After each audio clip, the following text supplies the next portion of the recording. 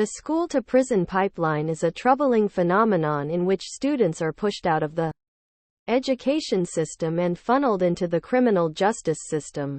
Indigenous students are particularly vulnerable to this pipeline, as they are more likely to experience poverty, racism, and other forms of oppression that can lead to school-related problems. In order to break the school-to-prison pipeline for Indigenous students, we must first understand the root causes of the problem. One of the main causes of the school-to-prison pipeline is the lack of culturally responsive educational practices. Indigenous students often struggle to find meaningful connections to their cultures and identities in the classroom. This can lead to a feeling of alienation and disconnection from school, which can manifest as behavioral issues such as truancy and aggression. In addition, Indigenous students are often subject to punitive discipline practices that disproportionately affect their academic success.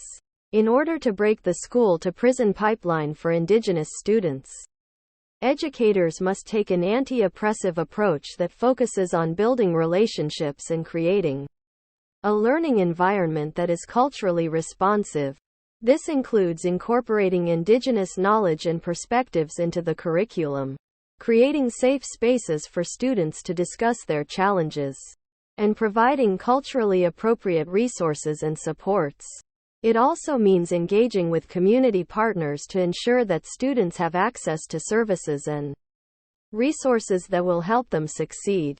Furthermore, it is important to recognize the role of systemic racism in the school-to-prison pipeline.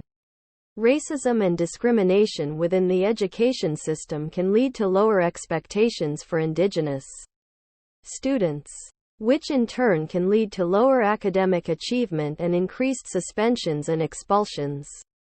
To address this issue, schools must take concrete steps to ensure that all students are treated with respect and that their voices are heard. This includes ensuring that Indigenous students have access to equitable resources, hiring Indigenous teachers and staff, and creating policies that explicitly address systemic racism.